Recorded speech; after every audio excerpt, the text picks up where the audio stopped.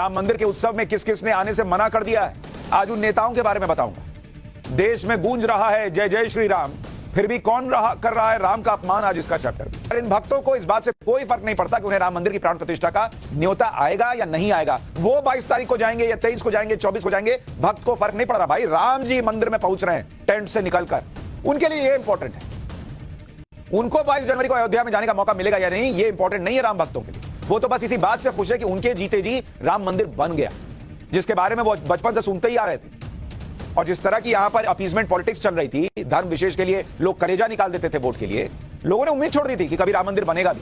वो तो नरेंद्र मोदी आए और उसके बाद ये हो पा रहा है। लेकिन वही इस देश में कुछ लोग ऐसे भी हैं जिनके पास राम मंदिर की प्राण प्रतिष्ठा में आने का न्योता है, बकायदा कार्ड है बॉस कि आइए आपको बुला रहे हैं, उन्हें सम्मान के साथ बुलाया जा रहा है, उनके पास इस ऐतिहासिक मौके का साक्षी बनने का मौका है। लेकिन वही पुरानी दिक्कत कि नरेंद्र मोदी के प्रति इतनी नफरत है उनके मन में कि वो इसके आगे कुछ देख ही नहीं सकते। और इस तरह का व्यवहार है जैसे लगता है कि प्रभु श्री राम नहीं आ रहे हैं, नरेंद्र मोदी के राम आ रहे हैं। आपने तो खुद ही ऐसी हरकतें कर दी हैं जिससे लोग ये मान रहे हैं कि भैया ये देश के 100 करोड़ हिंदुओं और मोदी के राम है और विपक्ष के राम नहीं। और ये इसलिए कह रहा हूं, आप खुद देखिए कि क्या स्थिति बनी। पहले विपक्ष की पार्टियां इस बात को लेकर विवाद खड़ा करने की कोशिश कर रही थी कि राम तो सबके हैं, इसलिए राम मंदिर की प्राण प्रतिष्ठा में सबको बुलाना चाहिए। जब न्योता चला गया तो विपक्ष में शामिल लेफ्ट पार्टियों ने इसमें शामिल होने से साफ इनकार कर दिया। सीपीएम के नेता सीताराम येचुरी ने न्योता ठुकराने का ठीकरा भी नरेंद्र मोदी पे फोड़ दिया। उन्होंने कहा कि जिस तरह से राम मंदिर से जुड़े आयोजन का राजनीतिकरण हुआ है वो सही नहीं। संविधान के तहत भारत में शासन का कोई धार्मिक जुड़ाव नहीं होना चाहिए। अरे बॉस, अब राम मंदिर बन रहा है तो कोई धार्मिक जुड़ाव नहीं होना चाहिए, लेकिन संसाधनों पर पहला हक जो है वो इस देश में मुसलमानों का कहने वक्त तब धार्मिक जुड़ाव नहीं दिखता था, तब अपीजमेंट पॉलिटिक्स इन लोगों को नहीं दिखती थी। अब राम मंदिर बन रहा है तो कैसे भैया उसमें धर्म का जुड़ाव हो गया। जब सीताराम येचुरी से इंडी गठबंधन की बाकी पार्टियों के बारे में पूछा गया तो उन्होंने कहा कि बाकियों का तो पता नहीं, लेकिन वो नहीं जाएंगे।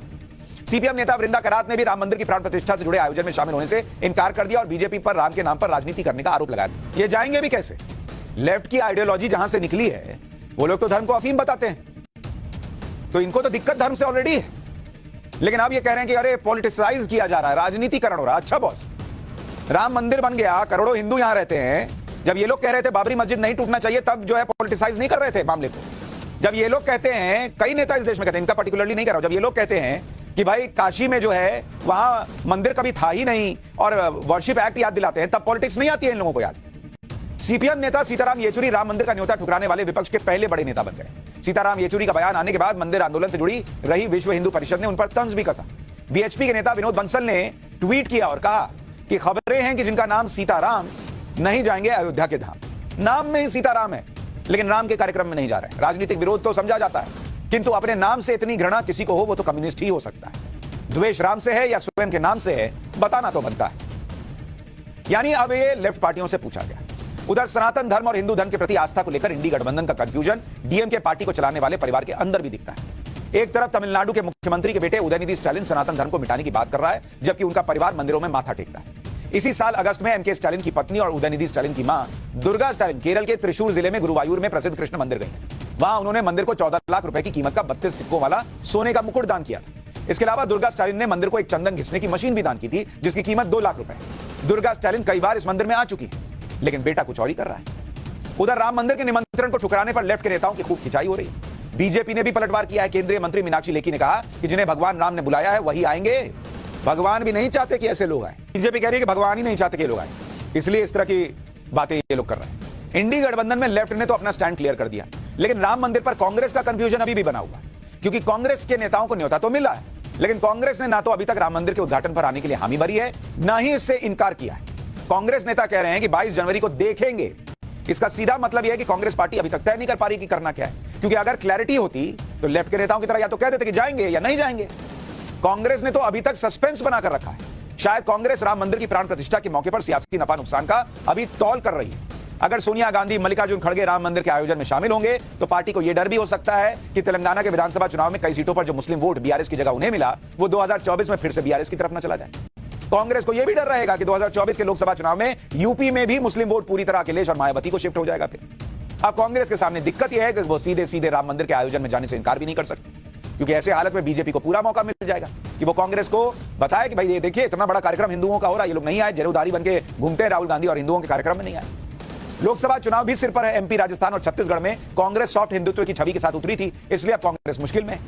जाए तो नुकसान, न जाए तो नुकसान। बांट के ये जो प्रोपेगेंडा कर रहे हैं, मैं समझता हूँ कि इसमें तो सभी को आह्वान करना चाहिए, पूरे देश से आह्वान करना चाहिए, पूरे लोगों को आह्वान करना चाहिए कि सभी जो भी लोग हैं वो आवें और भगवान राम का आशीर्वाद लें।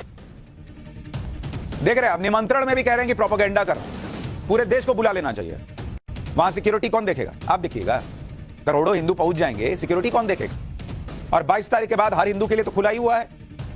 अजय राय कह रहे हैं कि सबको आह्वान कर लेना चाहिए, सबको भगवान राम का आशीर्वाद लेना चाहिए।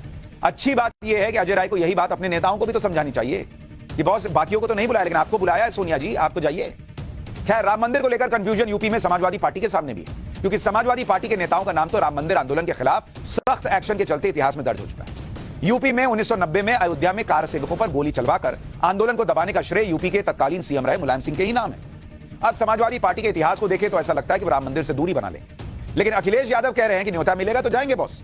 उनकी पत्नी डिंपल यादव तो कह रही है कि न्योता नहीं भी मिलेगा तो भी जाएंगे, लेकिन उनकी पार्टी के ही वरिष्ठ नेता और सांसद शफीकुर रहमान बर्क कह रहे हैं कि जिस दिन राम मंदिर का उद्घाटन होगा उस दिन वो अल्लाह से बाबरी मस्जिद वापस मिलने की दुआ करेंगे। एक बार सुनिए राम मंदिर पर समाजवादी पार्टी के नेताओं के अलग अलग बयान।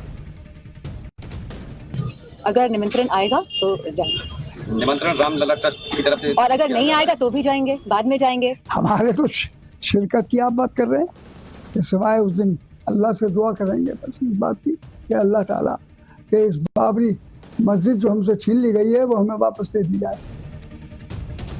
अब मंदिर बन रहा है, कहां बाबरी मस्जिद वापस आनी, लेकिन दुआ कर रहा हूं जो जमीन दी गई है वहां बन रहा है ना भाई मस्जिद। इधर अखिलेश यादव प्लानिंग कर रहे हैं कि राम मंदिर का नहीं होता, आए तो जाएं।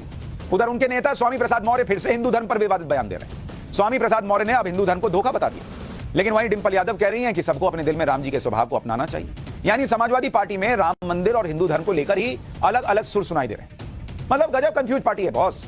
एक आदमी रामचरितमानस को गाली दे रहा है, दूसरी तरफ कह रहे हैं हम तो जाएंगे, राम जी के कार्यक्रम में जाएंगे। तो पहले स्वामी प्रसाद मौर्य को तो राम जी का स्वभाव अपनाने के लिए बोलिए मैडम। और जितना स्वामी प्रसाद मौर्य और ये डीएमके वाले और दूसरे लोग हिंदू धर्म को गाली देते हैं, मैं तो चैलेंज करता हूं, जरा दे के दिखाएं दूसरे धर्म को। सरतन से जुदा के नारे नहीं लग गया, घर में घुस दुबक के बैठना नहीं पड़ गया तो कहिएगा।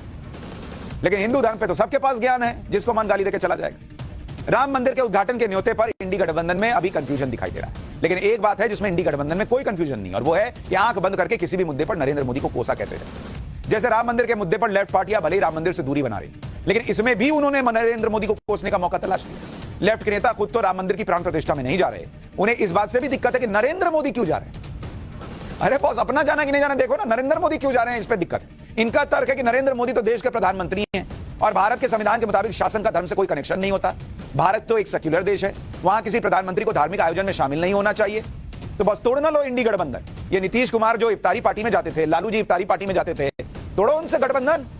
ममता बनर्जी जाती है वहां, उनसे अभी लेफ्ट वहां पे कहेगा कि हम बंगाल में सीट मिलकर लड़ेंगे, तोड़ो ममता बनर्जी से गठबंधन। ये राहुल गांधी जब जाते हैं जनुधारी बन के, उनको बोलो कि नहीं नहीं हम नहीं रह सकते ऐसे लोगों के साथ। अब ये बात तो सही है कि भारत एक सेक्युलर देश है, लेकिन संविधान में यह कहीं नहीं लिखा कि प्रधानमंत्री किसी धार्मिक आयोजन में शामिल नहीं हो सकते। और संविधान में अपने धर्म को मानने की स्वतंत्रता भी तो है, यह स्वतंत्रता प्रधानमंत्री को क्यों नहीं हो सकती। और ऐसा भी नहीं है कि नरेंद्र मोदी इस देश में बाकी धर्मों को इग्नोर करके सिर्फ अपने धर्म के आयोजन में शामिल हो रहे हैं। भाई वो सबके प्रधानमंत्री हैं, हिंदू के भी हैं, मुसलमान के भी हैं। नरेंद्र मोदी तो सर्वधर्म की बात भी कर रहे हैं। आप देखिए 2 दिन में नरेंद्र मोदी अलग अलग धर्म के आयोजनों में गए कि नहीं गए, तब तो इन लोगों को दिक्कत नहीं हुई। कल पीएम आवास पर क्रिसमस सेलिब्रेशन का आयोजन हुआ था, ईसाई समुदाय के लोगों को इससे उन्होंने मुलाकात की, तब ये लेफ्ट वाले काहे नहीं बोले कि ईसाइयों से क्यों मिल रहे हैं, देश के प्रधानमंत्री हैं, सेक्युलरिज्म खतरे में पड़ जाएगा। आज वो सिख समुदाय के वीर बाल दिवस के कार्यक्रम में शामिल हुए, तब ये लोग क्यों नहीं चिल्लाते कि नरेंद्र मोदी कैसे सिखों के बीच चले गए, देश तो सेक्युलर है। मतलब ऐसा नहीं है कि नरेंद्र मोदी ने खुद को सिर्फ राम मंदिर की प्राण प्रतिष्ठा तक सीमित करके रखा हुआ है। नरेंद्र मोदी ये समझते हैं कि अगर वो एक राम भक्त है तो एक प्रधानमंत्री भी हैं, और वो दोनों जिम्मेदारियों में बैलेंस बना रहे हैं। और ऐसा नहीं है कि पीएम मोदी दूसरे धर्मों के उत्सव को आधे अधूरे मन से मनाते हैं या सिर्फ प्रधानमंत्री के तौर पर रस्म अदायगी करने के लिए चले गए। आप देखिए पीएम मोदी ने कल क्रिसमस मनाने में कोई कसर नहीं छोड़ी। पीएम आवास पर भव्य कार्यक्रम हुआ क्रिसमस का, बच्चों का वहां क्रिसमस के गीत गाते देखा गया। पीएम मोदी उनकी खुशी में शामिल हुए, ईसाई समुदाय को लंच दिया, खुद जाकर सबसे मिले, बातचीत की। पीएम मोदी ने ईसाई समुदाय के साथ अपने पुराने कनेक्शन की कहानी भी सुनाई। राम मंदिर के उद्घाटन पर जाएं या न जाएं, इसे लेकर विपक्षी पार्टियों में कंफ्यूजन दिख रहा है। दूसरी तरफ नरेंद्र मोदी एकदम क्लियर है कि उन्हें राम मंदिर की प्राण प्रतिष्ठा करनी है, फिर चाहे विपक्ष जो कहता रहे, नरेंद्र मोदी को उससे फर्क नहीं पड़ता। नरेंद्र मोदी किसी तरह के फेक सेक्युलरिज्म के चक्कर में न पड़ते हैं, न पड़ेंगे। उनका फंडा क्लियर है, वो हिंदू धर्म से आते हैं, अपने धर्म का पालन करने के रास्ते में ना तो उनका पद आ सकता है, ना ही कोई और सियासी कैलकुलेशन, और ना वो आपको आपका धर्म मानने से रोकते हैं। वो खुलकर प्राउड हिंदू वाली छवि को कैरी करते हैं कि गर्व से कहो हम हिंदू हैं, क्या छिपाना बॉस। वो नहीं छिपाते कुछ, हिंदुत्व पर भी वो क्लियर विजन रखते हैं कि उन्हें हिंदुत्व के लिए काम करना है। एक तरफ नरेंद्र मोदी का हिंदुत्व है जिसमें वो सभी धार्मिक स्थलों को चमका रहे हैं, उन्हें भव्य रूप दे रहे हैं। दूसरी तरफ विपक्ष का हिंदुत्व है जिसमें वो कभी रामचरितमानस का अपमान करते हैं, कभी सनातन को मिटाने की बात करते हैं और चुनाव आते ही मंदिर दर्शन के लिए निकल जाते हैं।